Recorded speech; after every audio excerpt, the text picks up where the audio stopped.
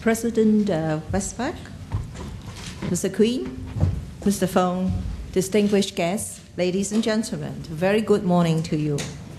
On behalf of the Hong Kong SAR government, I'm pleased to extend my warmest greetings to all of you for attending the 39th International Institute of Communications Annual Conference.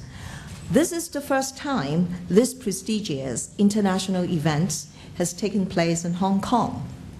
I'm delighted to have the opportunity to take part and to say a few words this morning. The 21st century is an age of globalization and of convergence of communications and technologies. With the rapid development, we now live in a global village with close connectivity. We are able to work and communicate with people from all over the world in a manner that truly transcends the traditional geographical boundaries. Industry regulators as well as business operators are striving to cope with the challenges that this increasingly linked world presents. The key is to have a light hand to allow business to seize the emerging opportunities driven by technological development and increasing convergence of the media. As most of you will know, Hong Kong has a very strong and robust communication infrastructure, and we are the worldwide leader in transforming our infrastructure from copper wire to fiber optics and increasingly now to wireless services. For the fixed networks, customers are benefiting from competition among some 10 operators. Strong competition in the marketplace has resulted in a multitude of different options. On top of the conventional telephony, VoIP services offered by local operators have already recorded over 400,000 subscribers. On the mobile telephony side, I'm pleased to be able to report that the penetration rate has exceeded 150, meaning that each and every man, woman, and child in Hong Kong carries 1.5 mobile phones. I have two myself. But these are not simple telephones, as some 27% of us subscribe to 3G or 3.5G services to enjoy a wide range of advanced multimedia services. For internet connections, we have ubiquitous broadband access in all commercial and residential buildings in Hong Kong. Our broadband penetration is almost the highest in the world, with a household penetration, as the chairman of the Broadcasting Authority just mentioned, of 77%. The internet is no longer stuck in homes and offices. It is increasingly available where and when we want it. Riding on the 3G platform, we have internet access even in our subway trains. Yet, the monthly package for mobile phones plus internet access on the 3G platform is now as low as $15. Beyond this, Hong Kong also excels in Wi-Fi coverage. Through the joint efforts of the government and private sector operators, there are now some 7,200 Wi-Fi hotspots throughout the city. Truly, Hong Kong can claim to be one of the best connected cities in the world. So the infrastructure here is strong. But what about the availability of content? The Hong Kong SAR government is firmly committed to upholding the core value of freedom of expression and is very supportive of the creative industries. I'm proud to be able to say that the local broadcasting scene is vibrant and viewers' choice is abundant. For example, this compact city, with a population of just 7 million, offers viewers a choice of over 300 television channels. We have recently commenced digital free-to-air terrestrial television broadcasting and have reached 75% digital coverage with some 25% household penetration in less than 1 year of implementation. The local audience can now receive 12 digital TV channels entirely free of charge. including a full-time high-definition channel as well as a round-the-clock news channel, which are services often offered in other places via pay TV services. Of course, we have all fully digitized cable TV services and the most advanced Internet protocol television services in the world. Indeed, we have been at the forefront of the development and adoption of new systems. There are now 1 million households, or close to half of our population, who subscribe to IPTV services. A significant development within a short implementation period of only 5 years. Hong Kong also takes pride in itself as a regional broadcasting hub in Asia-Pacific. Some 17 international and regional satellite broadcasters are based in Hong Kong, providing some 200 satellite television services, serving over 300 million of viewers in the Asia-Pacific region, Europe, and Africa. With our ultra-high mobile penetration rate and media convergence, there is considerable market interest in the provision of even more TV services. We recently completed public consultation and will soon announce the implementation framework for rolling out new broadcast type mobile TV services in Hong Kong. These will be on top of the existing signal streaming services delivered over the 2.5G and 3.5G platforms. I can say without fear of contradiction that Hong Kong really has established itself as a city that embraces new application of technology. To enhance Hong Kong's status as a leading wireless city, we have decided to release frequency spectrum for the provision of broadband wireless access, BWA services, supporting advanced high-speed wireless fixed and mobile services. The local public will soon have an even wider choice of innovative services, and they can access the internet and multimedia services anytime, anywhere. We will auction the concerned spectrum early next year. Looking ahead, I'm convinced that the next wave of technological revolution will ride on the next generation network, which we will very soon emerge. This is a single network platform carrying voice, data, video, and multimedia services. In Hong Kong, major telecom operators already offer triple play and even quadruple play services, integrating fixed line, IPTV, broadband internet, and mobile services into one package. One of our services providers already offers a triple play service on its fully IP-based NGN platform, while another incumbent operator has announced plans to complete the transformation of its network to NGN by the year 2016. The key to Hong Kong's success in the advanced communications field is a combination of competition in the marketplace and a common sense policy framework. This has not come about by chance. Consistent with our business-friendly philosophy, our motto is market leads and government facilitates. The Hong Kong SAR government seeks to provide a regulatory environment that is conducive to business development. We have put in place a light-handed regulatory regime for the communications industry. We were among the first jurisdictions in the world to separate the licensing and regulatory frameworks for the carriage and provision of television services, and have developed a technology-neutral regulatory regime.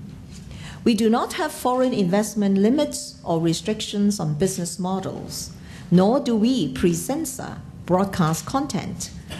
We have also fully liberalized our telecommunications market since year 2003, and subject to availability of spectrum, we have not set any prescribed limit on the number of licenses to be issued. We leave it to the market and customers to decide what is best. The emergence of new media platforms driven by advances in technology not only opens up new markets for the communications industry, but also brings about new challenge for the community. Issues such as how to effectively protect content against piracy and how to safeguard minors from content which may be harmful to them.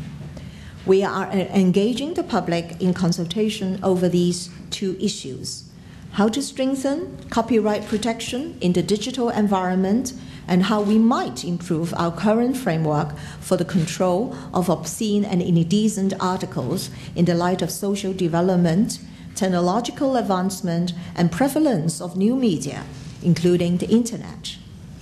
Whatever emerges from these consultation exercises, I want to stress that any new proposals will not be allowed to undermine our core values.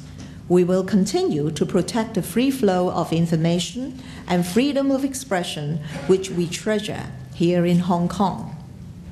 Ladies and gentlemen, I have attempted to demonstrate that Hong Kong is embracing the technological changes that are taking place every day. We are responding to the inevitable challenges and seizing that opportunities with our typical can-do spirit. I hope you will be able to get a good feeling for this can-do spirit of Hong Kong during your attendance at the IIC annual conference. Finally, may I take this opportunity to wish you all a very successful and rewarding conference. And for our overseas delegates, I would encourage you to see for yourself what we can offer as Asia's World City during your stay in Hong Kong. I'm sure you would appreciate why IIC has chosen to hold its annual conference here in Hong Kong. Thank you very much. Minister, thank you very, very much for your insightful thoughts and a presentation which certainly explains why this meeting is to be held here in Hong Kong when we are looking at the high ground of an uncertain world. Guidance might be given here. Ms. Minister promised to take a couple of questions from the audience here and will respond. So the floor is open for a while now. Please, may I invite questions or remarks from the delegates? A silence broke out here, a complete speech. I invite you to use the opportunity we have now to get even more insight in a marketplace of telecommunications, which is quite extraordinary. Can I ask a question? Andrew, Please. I use the microphone, it's coming here. In your very interesting presentation, Minister, which was so optimistic, in the present climate, can I not put a damper on your thing, but ask what worries you? What is concerning you? Because you gave such an optimistic presentation. There must be things, as a senior person in Hong Kong, which worry you. Are you worried by the present economic climate? What are the traps facing you and the regulators?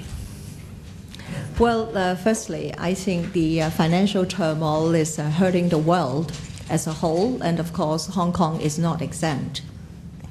But I'm very confident to say that the banking system in Hong Kong is very robust. We have very good supervisory regulation over the banking system. So far, the government has been able to maintain and pursue our long-held values of no intervention into the banking system. But of course, everybody is suffering from the credit crunch, the squeeze, and our businesses are facing, in particular, our SMEs. For those of you who may not know, Hong Kong is very much an open and free economy, with 98% of our enterprises made up of SMEs.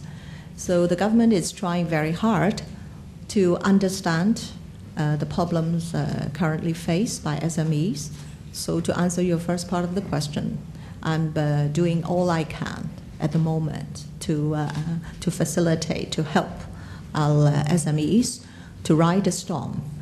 And this is very much in my heart and in my head. And I think Hong Kong has a very good track record of braving all the challenges. We have, in the year 2003, suffered SARS. We've overcome and become stronger and more ready to take on new challenges. And this time, of course, while we have yet to assess the full impact of the financial turmoil, I believe it is important that we hold on to our true values and our way of doing things. And I'm sure together with the people of Hong Kong, we'll be able to take that challenge. Thank you. One more question, if there is any, or remark from the floor. Ryan? Thank you, Chairman. I liked your last remark about the can-do approach, the can-do philosophy, very much a hoped-for maxim that I pursue. You have a great and complex and very successful mosaic of communications here in Hong Kong, probably the most varied in the world, I would say, possibly. At the same time, you have managed to regulate that in a very effective way. And very often, regulation is can't do, as opposed to can do. So I'm just wondering how that balance has been so well struck here in Hong Kong. What's been the underlying philosophy? As regulators, it is important for us, regulators, to understand the marketplace in the first place. And this is also, again, the Hong Kong philosophy of letting the market lead. And as I said in my speech, the government facilitates. So the regulatory framework and regime that we've been adopting is to maintain an environment which is best conducive for the business to develop and to strike that real needed balance of, on the one hand, protecting the freedom of expression, free flow of information, and on the other hand, to ensure that some of the contents of broadcast is fully, recognizing the moral standards in Hong Kong, what the people generally can accept, and the need to protect our minors, our impressionable minors. So this is so much about content regulation. Insofar as the licensing of the infrastructure goes, of course, we are very technology neutral. We like to see the market develop and adopt advanced technology as they unfold. So, of course, Hong Kong people also have a very well-known trait of adopting new technology as they come on the market. So we embrace new technology, and as evident by the penetration rate of mobile phones, for example, by the ability of the Hong Kong people to embrace new gadgets coming into the market. So consumer electronics in Hong Kong is doing very well, and that partly has to do with the readiness of our Hong Kong people wanting to try out new things. Thank you very much. Thank you. Thank you, President. Mr. Rita Lau, for being with us this morning, sharing your ideas, thoughts, visions with us, and we all hope the best for you. Thank you, and I wish the conference every success. I'm afraid because of my commitment I cannot stay, but my thoughts are with you. Thank you.